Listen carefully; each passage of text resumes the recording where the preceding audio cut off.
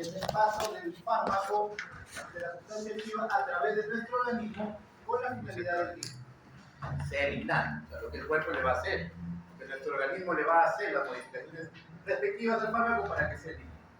Cuando hablamos de farmacodinamia, hablamos de lo que el fármaco, las acciones que van a realizar el fármaco dentro de nuestro organismo, los cambios, la iniciación o, digamos, inhibición de cualquier proceso fisiológico de lo que yo ya les he mencionado la semana pasada.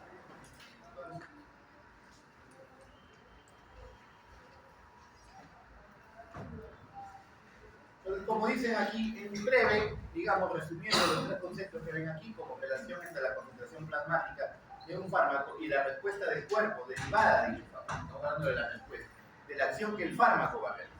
En breves palabras, como ven aquí, el efecto y lo que el fármaco le hace al organismo. Hay que tener en cuenta dos términos importantes que tienen que ustedes, digamos, saber diferenciar.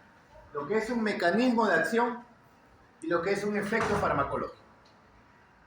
Tienen que saber diferenciar eso. ¿Por qué? Porque cuando les pregunten en el examen o les vienen más adelante, les preguntan cuál es el mecanismo de acción de un fármaco, no es lo mismo decir efecto farmacológico. ¿Ya? Mecanismo de acción es lo que va a realizar el fármaco exactamente en el cuerpo, en la célula, el receptor, etc. Y efecto ya es la manifestación de este mecanismo de acción desde un punto de vista clínico. Les doy el ejemplo. Otra cosa. Cuando yo les pregunte el mecanismo de acción de un fármaco, les voy a decir, por ejemplo, la benzodiazepina. La benzodiazepina tenemos la diazepam, el prazolam, el midazolam, etc. Estas benzodiazepinas actúan como agonistas de los receptores GABA. Así que si yo les pregunto, mecanismo de acción de las benzodiazepinas, ustedes tienen que contestarme así: agonista de los receptores GABA. Si ustedes vienen y me ponen en el examen, actúan de los receptores GABA, eso no vale.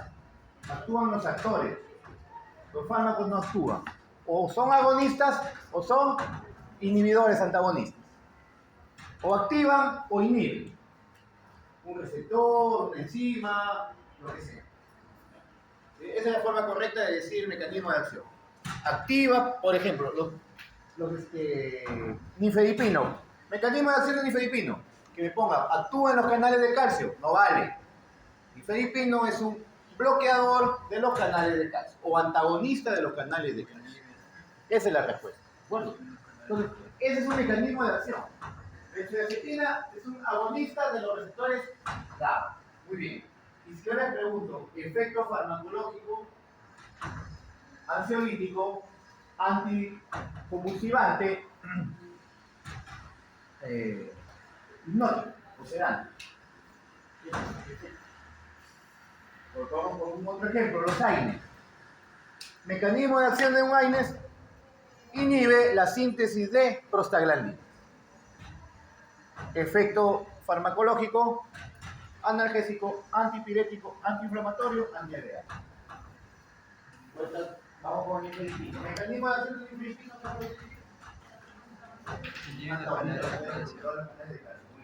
efecto farmacológico.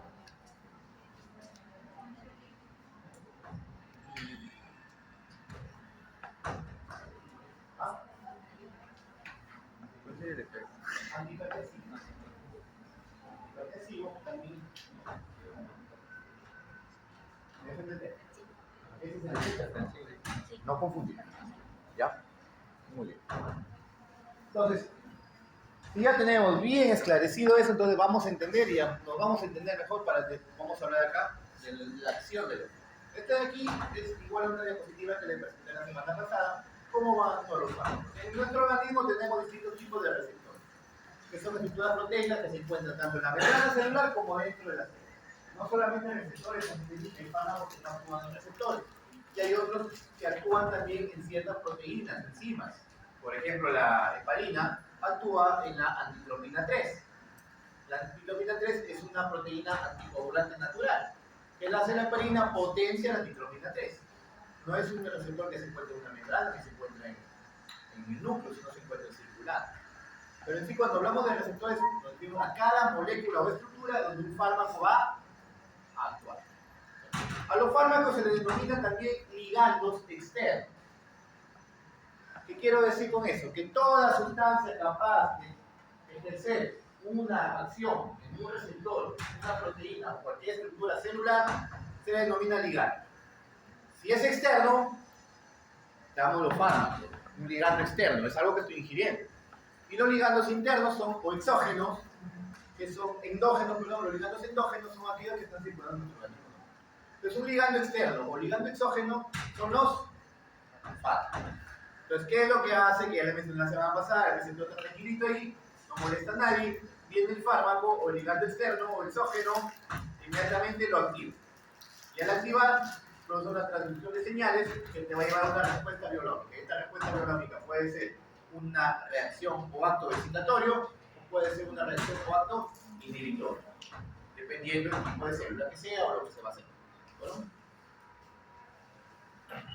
Aquí tenemos, por ejemplo, en esta imagen, unas receptores de superficie que van a ser mayormente activados por ligandos hidrofílicos, que no van a tener la capacidad de atravesar la membrana, porque recuerden que la membrana celular es una membrana, una bicapa lipídica.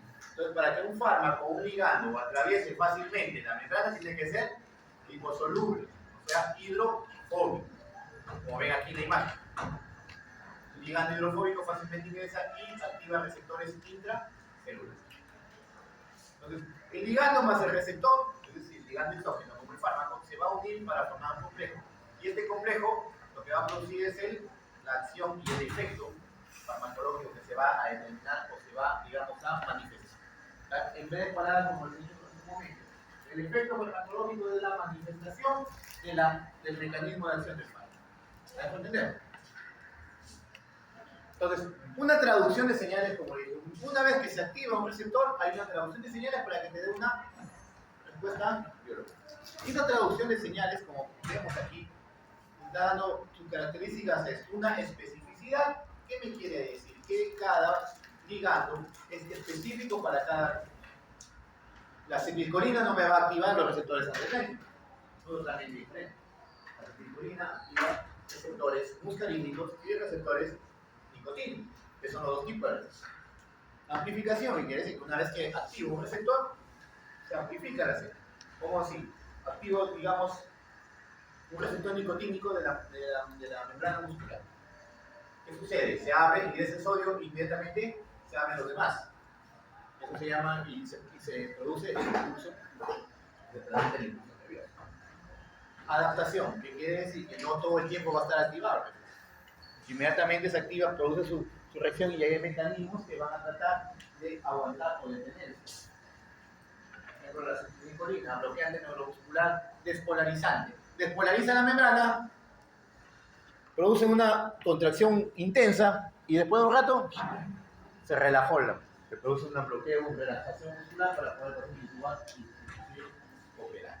Y todo eso te lleva, digamos, a una integración de acciones dentro y fuera de la célula para que se pueda producir la respuesta biológica. Ojo a esto, chicos. Esto apréndanselo de memoria. Los tipos de receptores. Cuando yo digo tipos de receptores, en general me estoy refiriendo a estos 4 tipos. Son 3 de superficie y uno que es intracelular. Porque a veces les pregunto, de aquí a 4 semanas, digo, dime cuántos tipos de receptores. 2, doctor, nicotínicos y muscarínicos. No. Entonces cuando yo les pregunto cuántos tipos de receptores colinérgicos hay, cuando yo les mencione cuántos tipos de receptores hay, me refiero a estos 4. Yo voy a enseñar. Tenemos el primer 3 de superficie, como ven, 3 son de superficie y uno es de intracelular. Los de superficie tenemos los canales iónicos, o también llamados ionotrópicos, que viene de la palabra ion. Ion significa átomo cargado eléctricamente. Si es un ion positivo, es un cation. Si es un ion negativo, es un anión. Entonces, si ustedes por ahí vienen y les pregunto, dime las clases de receptores, y me dicen receptores inotrópicos, me lo jalo. Porque ¿qué es el inotropismo? ¿Qué es el inotropismo? Es una biología.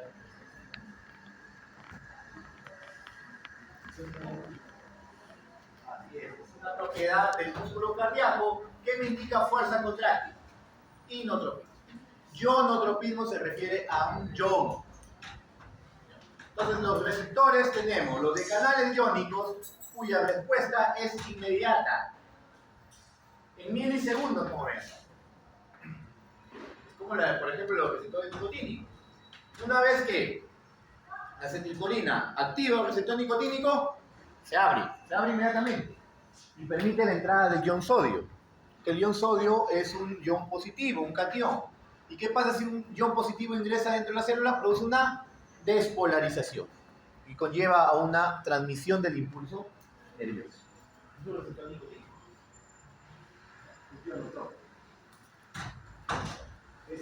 Y si produce una despolarización y un impulso hacia activación o transmisión del impulso nervioso, entonces es un receptor excitador.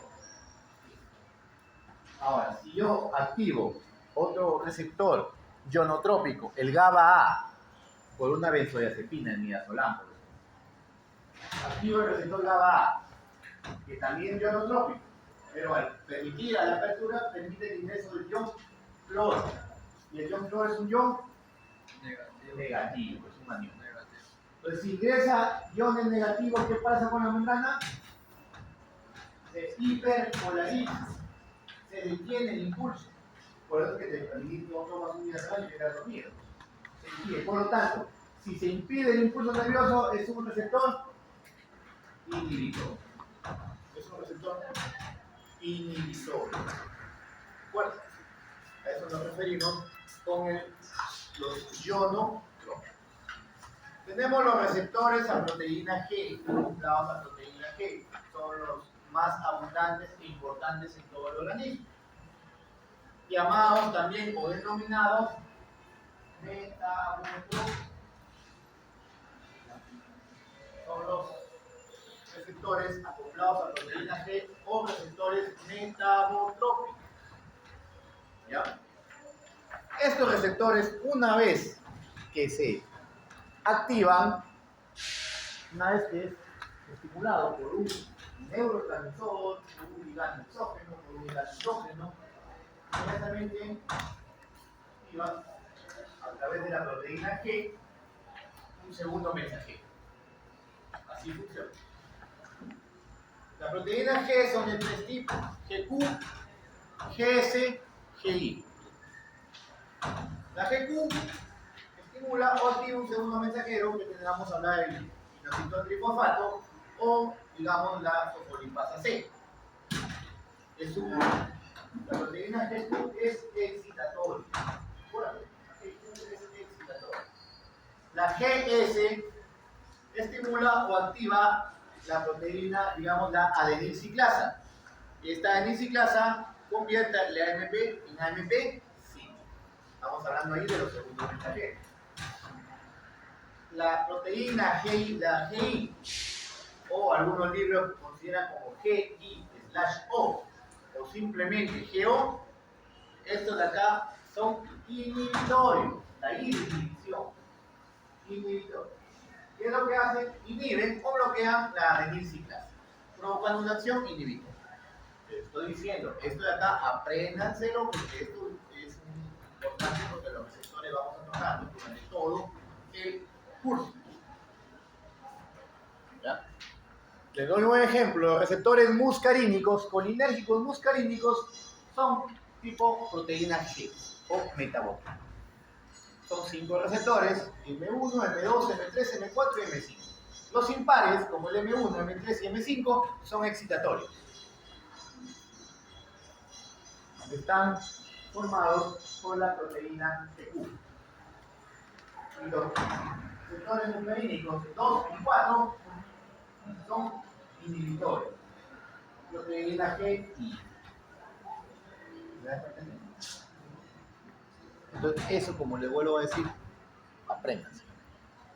Aquí sí le voy a pedir mejor.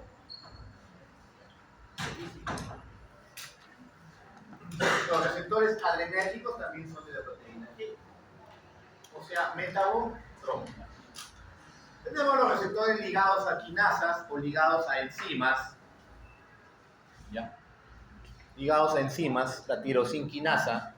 El mayor ejemplo ahí es el receptor de la insulina, que es lo que provoca, se activa el receptor, fosforilando una proteína, en este caso la tirosinquinasa, y que va inmediatamente a producir o incrementar la transcripción de genes y traducción de proteínas, como la insulina. Tenemos los receptores celulares o nucleares, son aquellos receptores que se encuentran dentro de las células y son activados por ligandos muy liposolubles, que van a atravesar muy fácilmente la membrana. Tenemos los esteroides, los corticosteroides, los esteroides sexuales, tenemos las hormonas tiroideas. Y estos de aquí actúan muy lentamente, en horas. ¿Cómo actúan? Tiene una acción química. ¿Qué quiere decir? El fármaco o el ligando ingresa a la célula, luego que ingresa a la célula se une al receptor y se ingresa inmediatamente al núcleo. Y en el núcleo este complejo se une directamente y se acopla a los genes.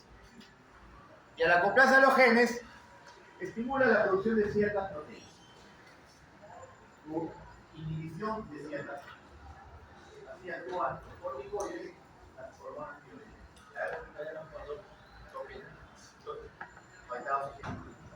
Colinérgicos, nicotínicos, receptores de GABA A, estamos hablando de canal ion. Tenemos los colinérgicos muscarínicos o los receptores adrenérgicos, estamos hablando de receptores metabológicos. Tenemos los ligados a quinasas o enzimas como los de la insulina y los receptores nucleares o intracelulares, los esteroides o corticoides. Aquí les he dejado, como pueden ver, un link para que puedan ver en YouTube, digamos, una explicación un poco más amplia sobre eso. ¿Ya? Utilicen el YouTube, chicos, para ver cosas. Hay bastante cosas interesantes. Hay bastante información, sobre todo en farmacología, bastante. Algunos temas de buscar hay bonito. Muy bien. En lugar de estar buscando canciones de Bad Bunny, videos de ni siquiera se entiende el idioma. ¿Cómo se llama este mexicano que sale en un video con una cita? Con narcotados. Ese peor se le entiende. No es lo que me han contado, ¿no? Pero...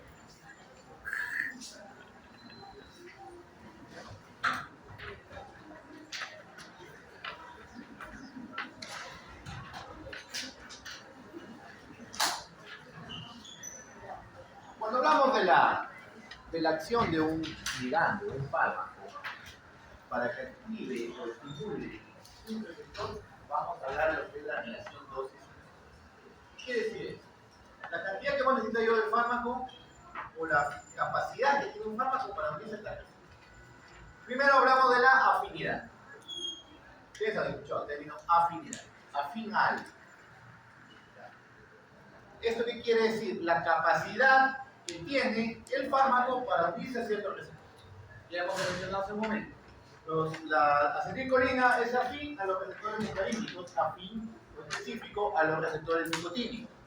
No se va a unir a un receptor adrenérgico. Alfa, beta, no. Afinidad. La capacidad que tiene el fármaco para unirse a dicho receptor. Eficacia.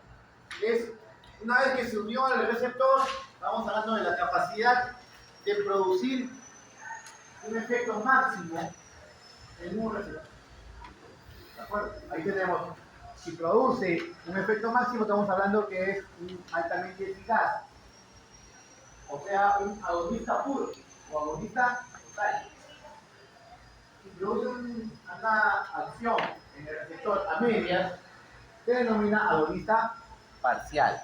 Eso quiere decir que el agonista total es más eficaz que el agonista parcial.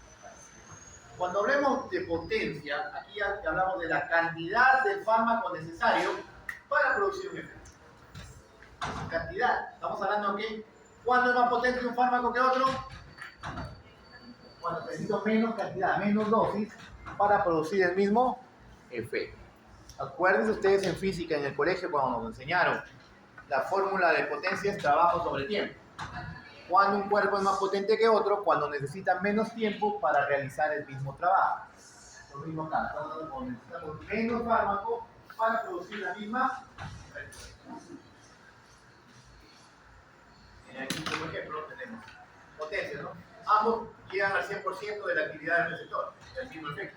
Pero el fármaco X necesita menos cantidad para producir el mismo, o sea, el más potente. En el segundo gráfico, el segundo ejemplo, estamos hablando de un fármaco más eficaz que el otro. Uno llega al 100% activando el receptor y el otro llega al 50%.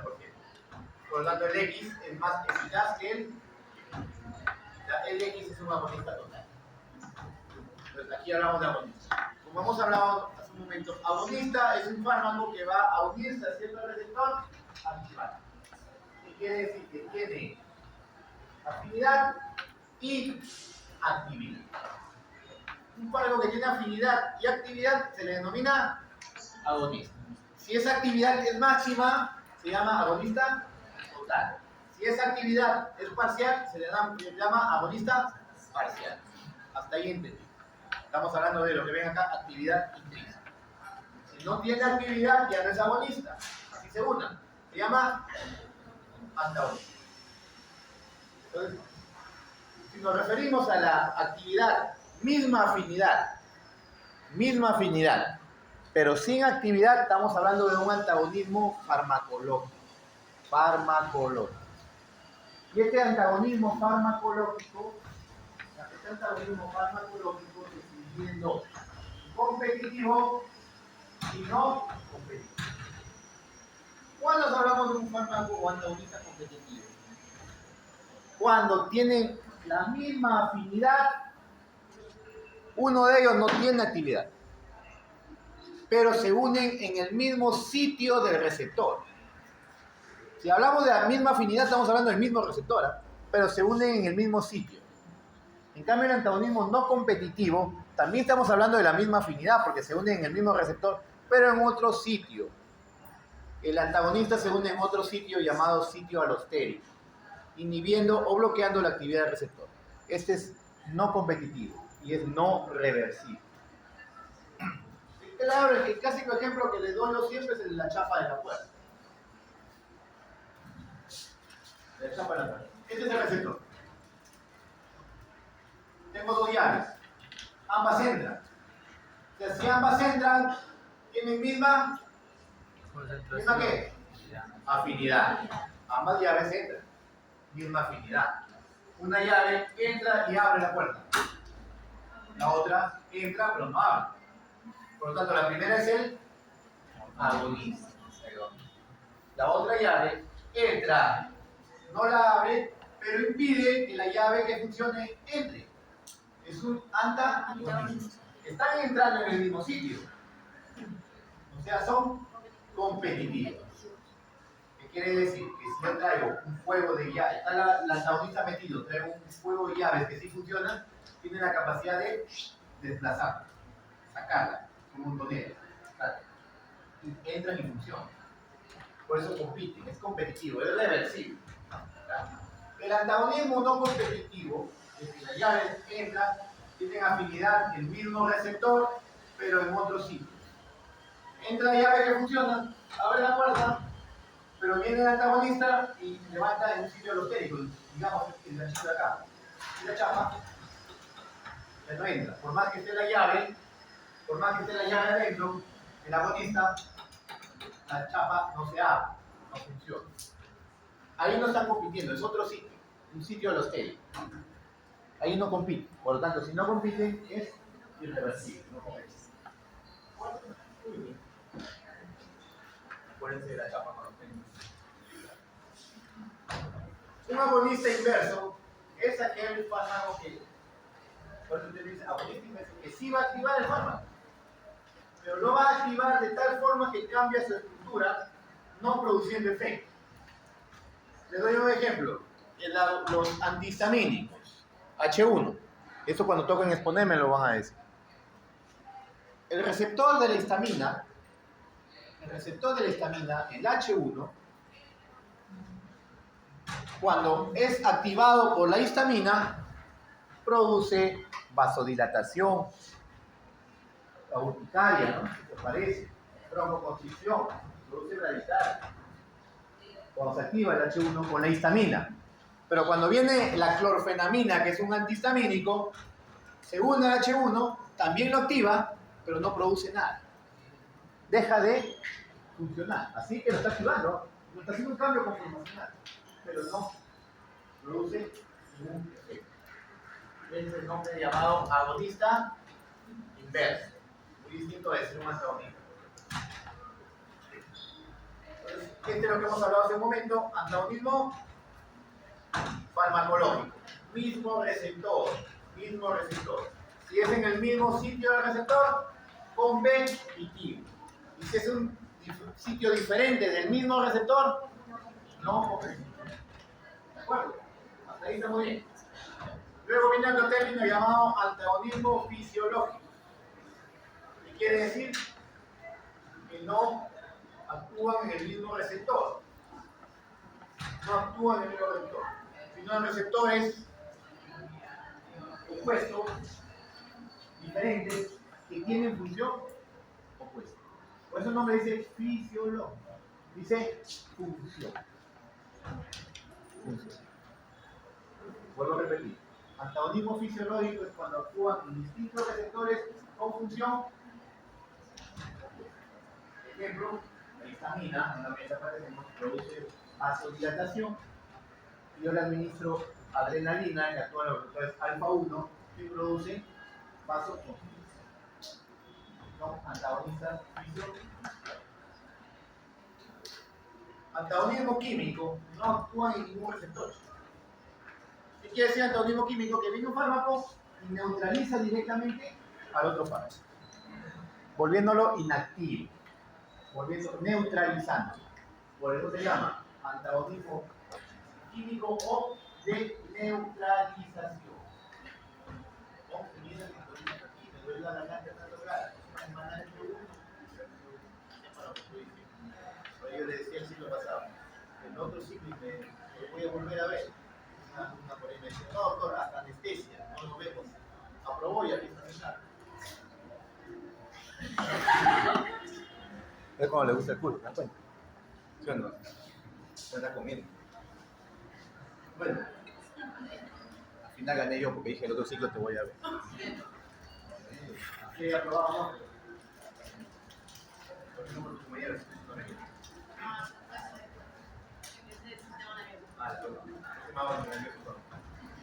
La dosis, cuando hablamos de los términos dosis eficaz, tenemos dosis eficaz 50, es un término poblacional. ¿Qué me quiere decir la dosis eficaz 50? La dosis necesaria para producir un efecto en el 50% de la población. Tenemos un término que dice dosis tóxica 50, que es la dosis mínima necesaria para producir un efecto tóxico en el 50% de la población. Y la dosis letal es la dosis necesaria para matar al 50% de la población. Estos son términos estadísticos poblacionales que mayormente utilizan para estudios preclínicos, laboratoriales, para determinar qué tanto es la dosis que debe dar al paciente y qué tanto es la dosis que puede matar al paciente.